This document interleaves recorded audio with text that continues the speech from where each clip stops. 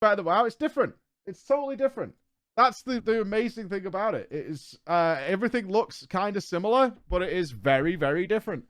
That's the whole point of our little investigation into these different MMOs. It's very, very different. It works totally differently. It has like the biggest change, the biggest difference you'll notice with Guild Wars 2, if you try to apples to apples thanks them. for the hard work. Keep it up. I want to be clear on this. Let's be totally clear on this. Comparing Guild Wars 2, comparing Guild Wars 2 to World of Warcraft or to Final Fantasy 14 or Final Fantasy 14 to World of Warcraft and blah blah blah blah blah blah blah blah blah. Like trying to compare all those things is really silly because they look similar, right? They look similar. We're a class, yeah. We've got talent builds, we've got options, but that's kind of like a facade. Very much like, it's very much a facade. It's almost like comparing Call of Duty and Battlefield. They're both FPS shooter games, right? But they're totally different games. Like, the way they work is entirely different. They work so differently. Oh, we got a defense.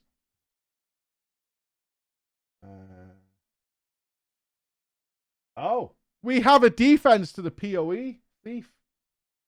We have communication. The story grows deeper. I'll read that in a second. We have a response. We have a response. Okay. The well just keeps going deeper. Because they just don't work the same way.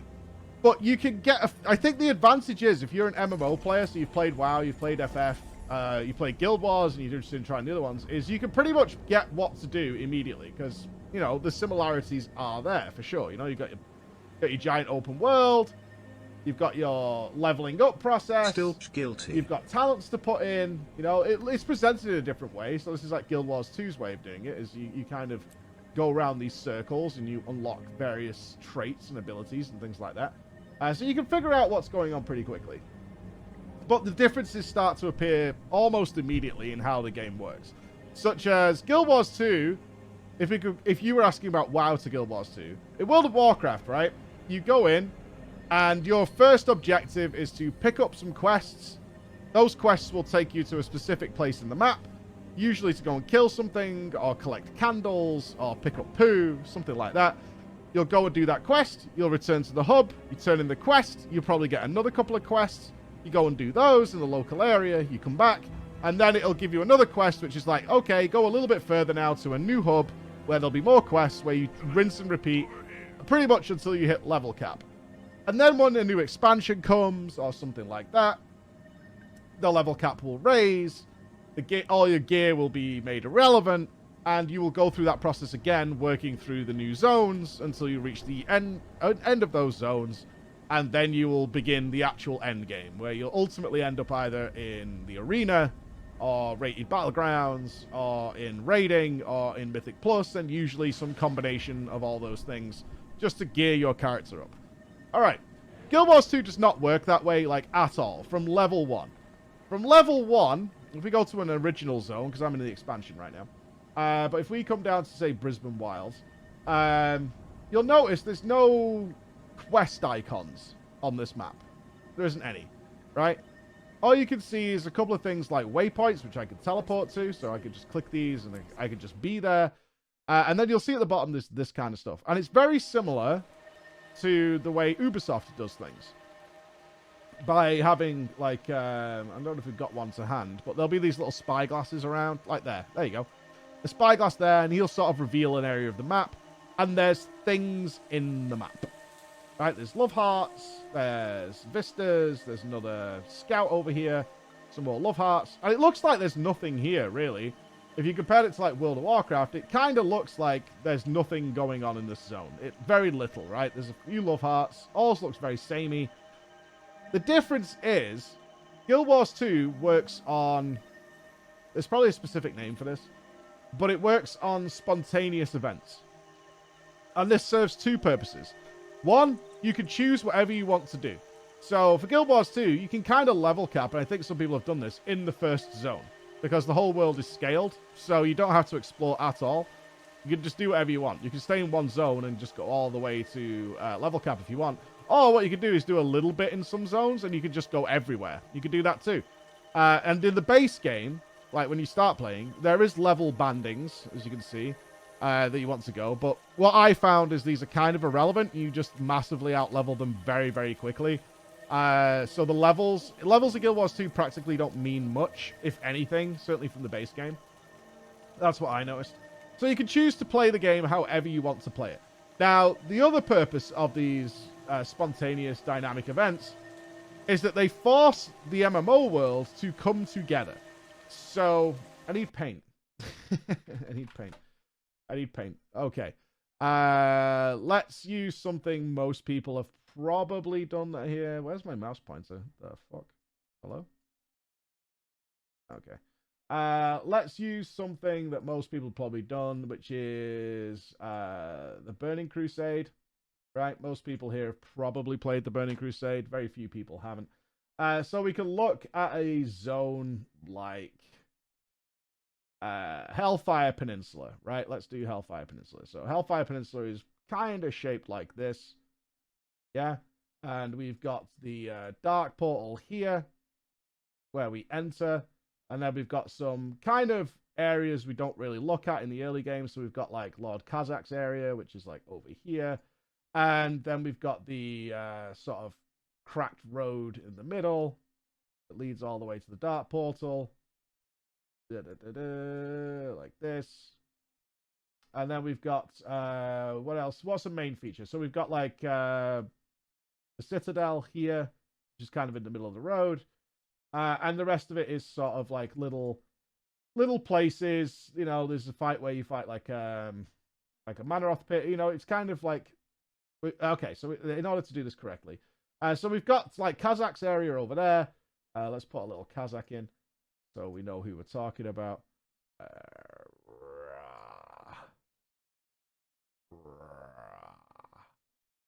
I am Lord Kazakh. I am very scary.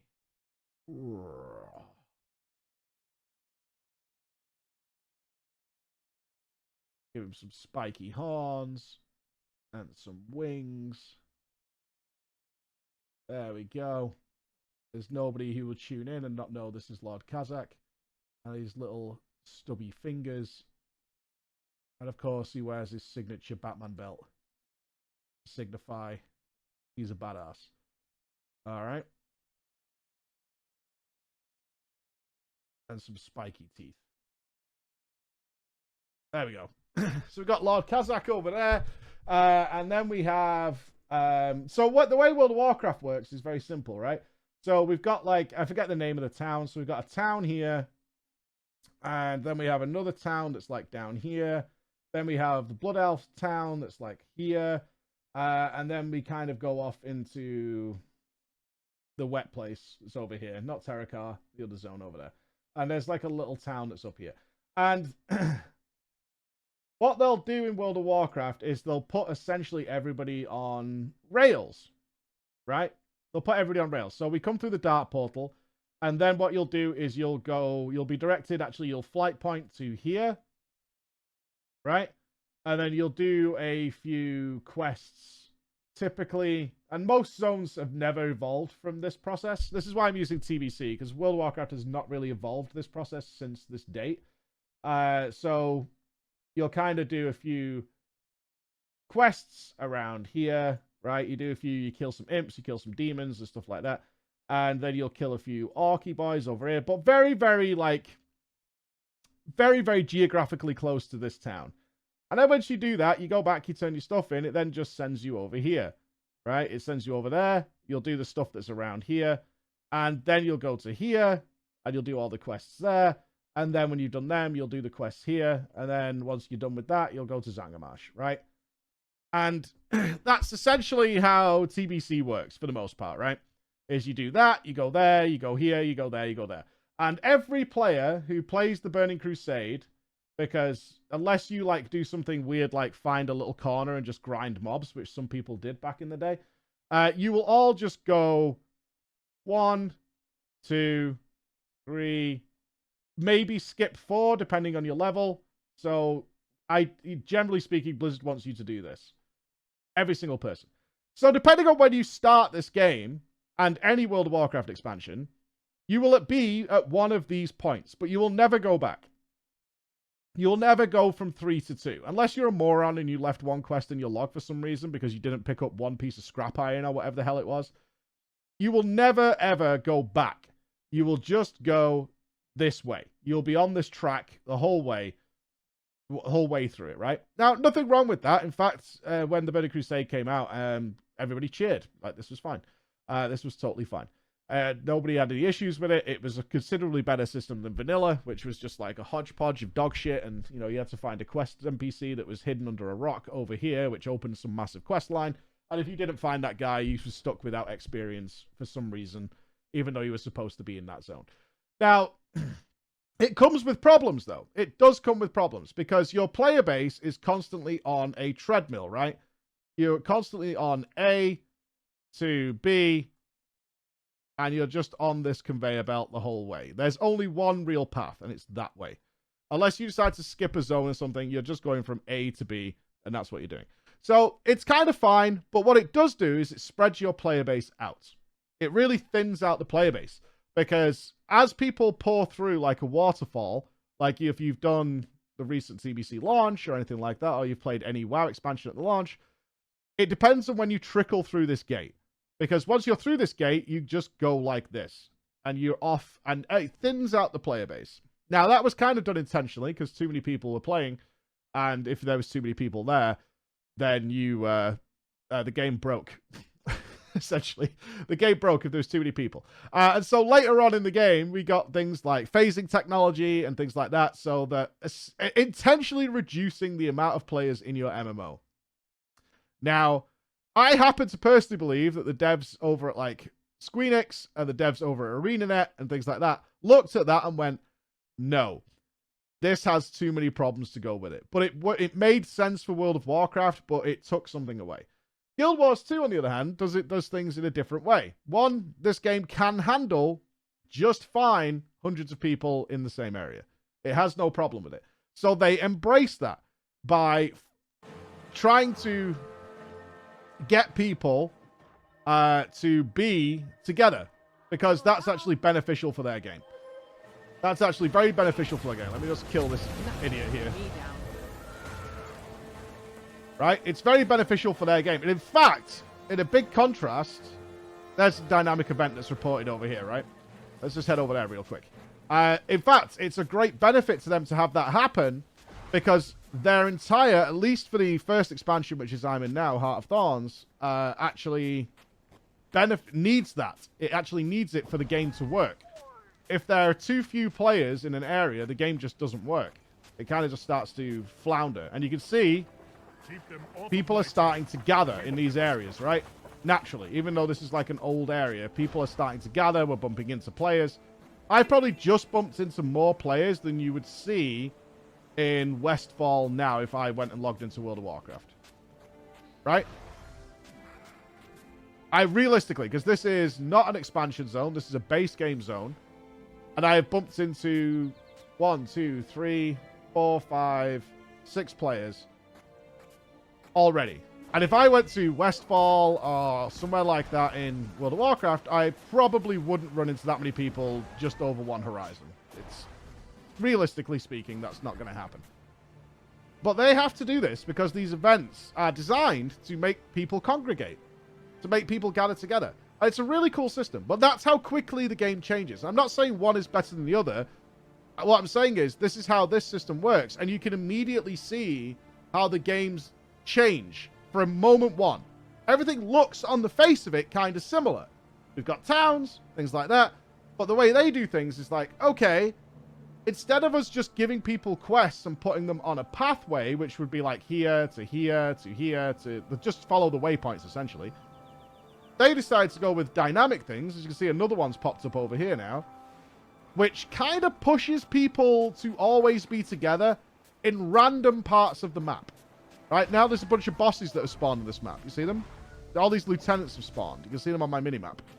And they like that system, because if you're outside of that area, there's just, you know, there's generally nobody here. You see how there's just, like, not many people around?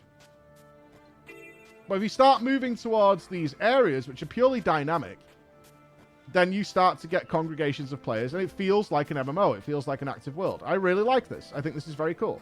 And their biggest bonus, you can see now we're bumping into people because there's an event going on. You see this? This is what's happening. And you always feel, even though you're solo playing, like you're playing with a bunch of other players. You always feel this way. You see what's happened here? If I go over there, there's nothing there. But I don't want to go over there because there's nothing particularly happening. But over here, you can see people are gathering and people are doing stuff because there's an event happening in the zone. That's cool. And along the way, they then drop in the standard things, which seems to have gone away now in the Heart of Thorns expansion, but we'll expand on that. Such as these Love Heart things. These are just quests that you can go and do. And again, they're designed to bring people together in some way. And I like this. I like this approach a lot more. Because one thing I certainly miss about WoW is the lack of the massively in multiplayer. I miss that. But it's way more efficient. It's a way more efficient system, and World of Warcraft focuses a lot more on efficiency, as does its players. There are very few players who don't try and min-max the shit out of absolutely everything when it comes to World of Warcraft. If it's like slightly inefficient, you're looked upon as kind of a piece of shit in a lot of ways, which is it is what it is. But, I mean, I pointed out in my last Guild Wars 2 video, I had a moment in Guild Wars 2 that I have not had in an MMO since vanilla World of Warcraft, which is to see hundreds of people stream past me on this whole, like, wild amount of mounts and stuff like that. And it was nothing to do with me. They're just doing stuff in the game. And that hasn't happened to me since vanilla World of Warcraft. And it really made me think about that. It really took me in. It's like, wow, I've not seen that in a long time, where just hundreds of people are just doing stuff in the game. So it's very appealing to me. Very appealing. In Heart of Thorns, it's supposed to be an untamed wild place. Yeah, exactly. I'm not like... I want to be clear. If you're like looking for which game is best, this is not the conversation for that at all. It's really not the conversation for that, because that's not what I'm saying. Each game has found its way of doing things that suits its players, right? So if we go to FF14, entirely different again. FF14, you barely do any gameplay for a long, long time in that game. It's not a particularly combat-focused game for its casual player base. It's a story-based game. Totally different again. Yet still massively appealing and super, super fun. But hugely different in your leveling up process. Like, you might see players doing stuff and bump into them, but it's a totally different way of approaching the video, the same sort of game. They're both RPG, tab-targeted, class-based RPGs, MMOs, but from level 1, they split and go their own way in a totally different direction. And it's super cool. It's super, super cool. Hunt trains would be like more endgamey type stuff where you can... Hunt trains still have hundreds of people doing stuff, but my hunt train experience was me joining one because, you know, the guild was doing one. So a very different experience to what I had in Guild Wars 2, which was like, what the hell are all those people doing? And I think it's very important in MMOs, especially if you're a newish player, is to have moments like that where you can see this world is living and breathing and people are doing stuff en masse in a massively multiplayer game. It's why I got into MMOs. The idea of playing with millions of players in the same world, I find very, very appealing.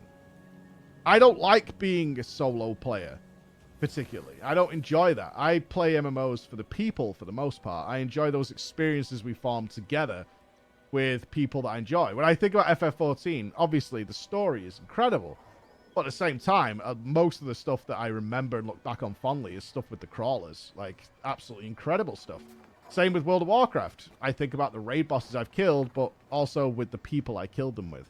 That's what I find most impressive. That's why I've never been on the side of the lone wolf. There should be some stuff. There should absolutely be plenty of content for a solo player to get up to in an MMO. But ultimately, in my eyes, it's a massively multiplayer online game, and there should be a good encouragement of multiplayer gameplay. Now, that doesn't mean you have to group up and get on voice comms and things like that. I personally consider these events to be multiplayer content. We're all working together to defeat the goal. I'm not having to, like, make besties with these people. I'm not even having to speak to these people. but I am taking part in multiplayer content. Like turning up to an area, like we'll do it shortly actually. If you're a World of Warcraft fan, we're going to be doing some meta events today, I imagine. You will see what it's like when hundreds of people all gather together for a common goal. That's multiplayer content. It's not a mythic raid or anything like that, and it doesn't need to be. I think that's something that's been skewed a lot by people. Is like, oh, when you say multiplayer, you mean high-end Mythic Plus. You mean savage raiding. No. Multiplayer content means we're all in the same world and we're all defeating a common goal. And a great example of that would actually be the Mordramoth zone. I don't even know the name of the last zone. Dragon's Stand. Where this entire zone is committed to a single boss fight, right? This entire zone is committed to a single boss fight. Because the narrative is the entire world has come together to destroy this dragon. And it's designed with that in mind. And I think that's pretty cool. I think that's multiplayer content. Yeah. Destiny 2 we'll be looking more into very, very shortly. We're getting closer and closer to that, which is pretty good. As made a solo player, forced to just do stuff. Yeah, it gets skewed because there are far too many people, especially in gaming, who exaggerate everything to the point of absurdity, but then take that as fact, right? So they say, hey, like my raid leader thinks I should respect a single target for a single target boss, and I don't want to. But the way they'll write that is the guy literally came to my house, shoved a knife down my throat, and forced me to respec. Otherwise, he was going to slay my children on Christmas Day and send me their heads on their birthdays. You know, like just ridiculous forum posts that you read all the time. Like that's not the case. The guy is asking you to be more helpful as part of a team. And you're refusing to be helpful as part of the team, which you can do. It's your right to do so, but it's obviously very confusing to people who have a team mentality. I tried to put FF in perspective. You actually will need to force AFK people of Limson to press buttons and kill stuff. I will never, ever... I will advocate to the ends of the earth to never force anybody in an MMO to do anything. I think that's counter to what an MMO world should be. And the design process, right? It's part of the things we talked about during our Blizzard visits, and I was pretty stringent on it. Is to me, the goal should be, and thankfully Ian agreed with me on this. Like Ian agreed, but they went down a dark path for a while. The content should be good enough that you want to do it, and that should appeal to a lot of people. So you're not forced to do it. You should want to do it, and therefore you're having fun. Because we definitely fell into a trap for a long time with World of Warcraft where we were doing a lot of content that nobody wanted to do. What a miserable fucking experience that was for many of us, right? We were constantly doing content, we were playing the game all the time, and none of us wanted to do that content. It just wasn't fun. It was annoying and frustrating and tedious. And yeah, the Shadowlands would be a prime example of that, as would BFA for a lot of things. And it's not fun. Like, it's being forced to play a game is never as fun as wanting to play a game. Please, don't hurt me. And you shouldn't be. At least, I mean, I have a slightly exaggerated view because I was a streamer. I shouldn't be dedicating a day of my week, which was usually Wednesdays, to doing everything that's tedious in World of Warcraft so we don't have to play the game anymore. For the rest of the week. Which is where I got to in Shadowlands, right? And understandably, that made me very, very unhappy, is that I was dedicating an entire day to, okay, let's log in. I was doing 2 characters because my guild was a hardcore guild and this is what was required. 2 characters of doing the Maw. 2 characters doing the Renown. 2 characters doing Torghast. Then doing, at the time, was it 10 Mythic Pluses on each character, and trying to do that all on a Wednesday so that I could just forget about it and enjoy what I wanted to do in the game, which was raiding. That's what I wanted to do. I wanted to raid with my friends, but I needed to do all this crap so I could enjoy that part of the game. And it was just, it was horrible. It was absolutely horrible. What do you like about the Maw and Torghast? Oh, several things. One, it did not meet the design goal of looking like hell. It was supposed to be WoW's version of hell, right? I think we can all agree on that. That's what it was supposed to be. It was supposed to be hell. And I don't think it got that at all. And in fact, just looked kind of shit. It was empty. It was barren. It looked a bit like a Mad Max wasteland. But if I come to the Tangled Depths, This is hell. Right? This place is actual hell. This is not a great indication because we went to there. Where's the... This place is hell on earth. Oh, we have to change the leveling because it's such a vertical zone. Yeah.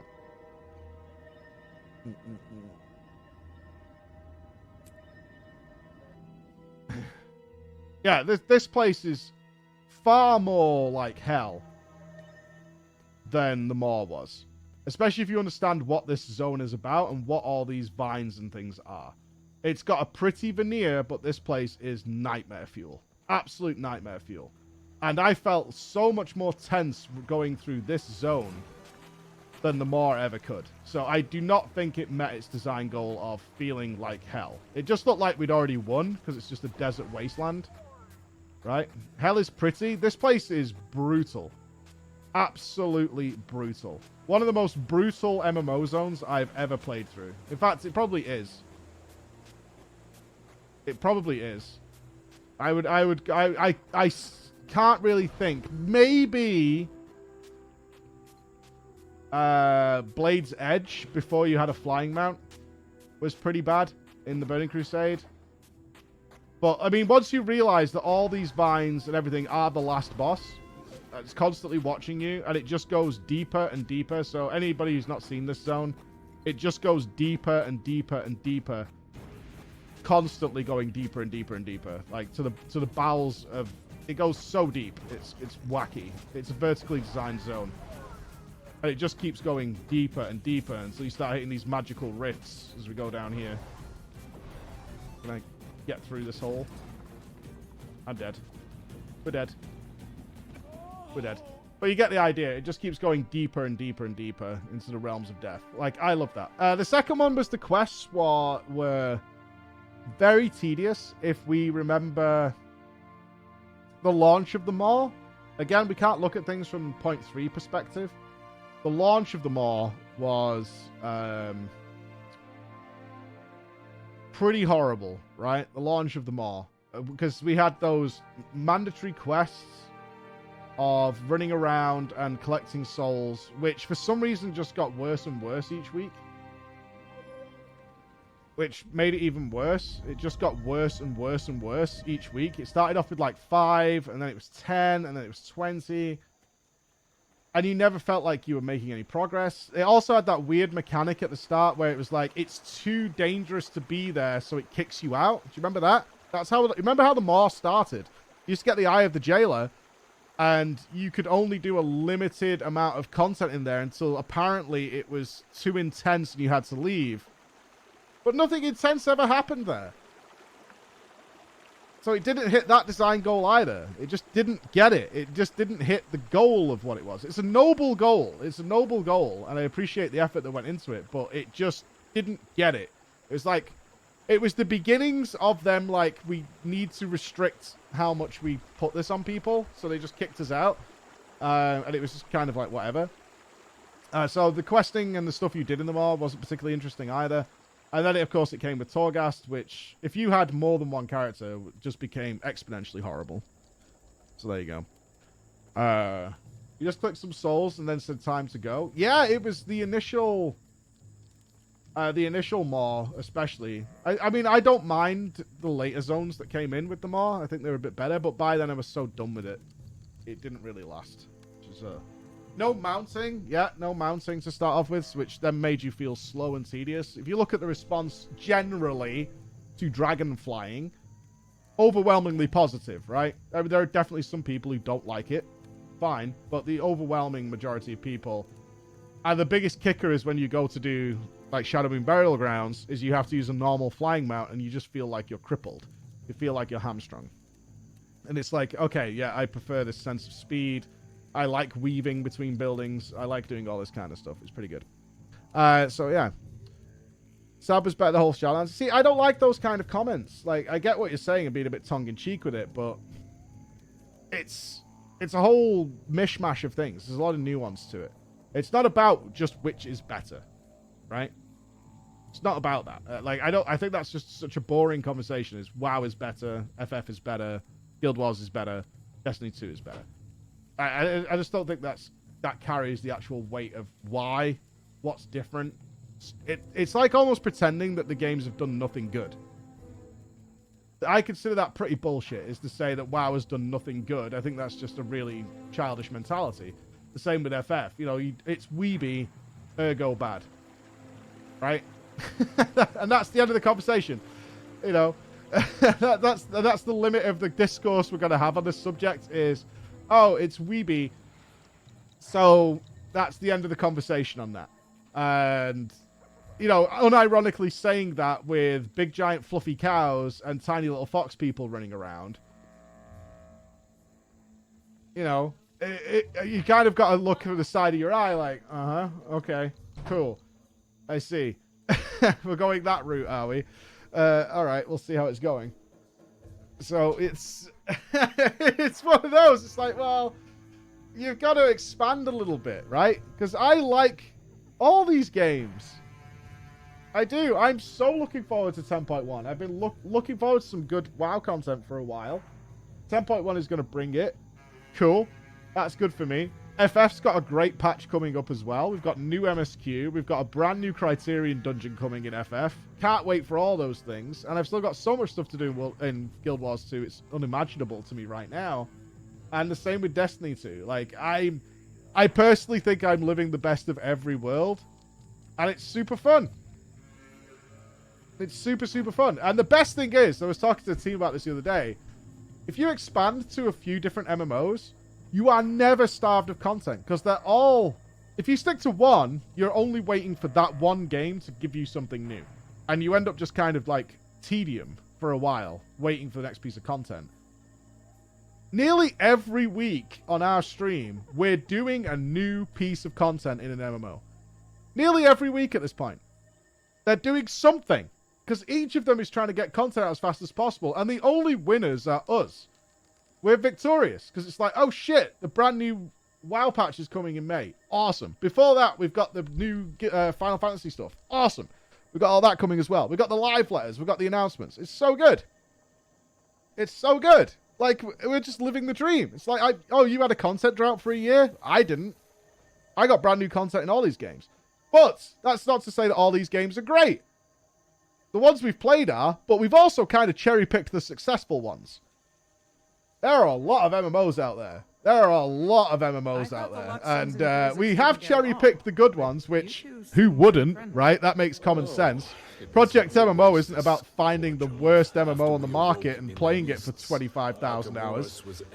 That's not the game plan, because that would be moronic, right? That would be moronic. It's to be like, oh, let's play the ones that people rate bottom of the barrel. It might be fun for a couple of streams, but god damn, that will wear thin pretty fucking quickly. Pretty fucking quickly. So that's how I feel about it. I feel like, one, this has been super... Let's look at how long we've been doing Project MMO for. By my watch, we've been doing Project MMO for 12 months-ish. And we're nowhere near done.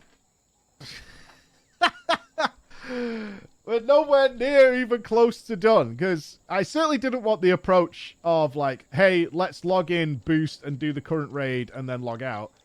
That's not what we were after out of this project at all. You know, that's fair enough. For people who want to do that, that's great. But I'm not particularly interested in, like...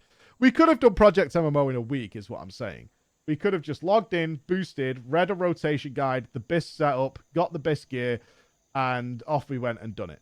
That would have been, like, pretty shite, though, I think. That would have been, like, a really miserable experience. And we couldn't have had conversations like this if we'd done that. Right? We couldn't have had conversations like this where we could talk about the nuances of the game. We couldn't have done it. It just wouldn't have been possible. It wouldn't have worked. So, having those different perspectives and actually playing it is a different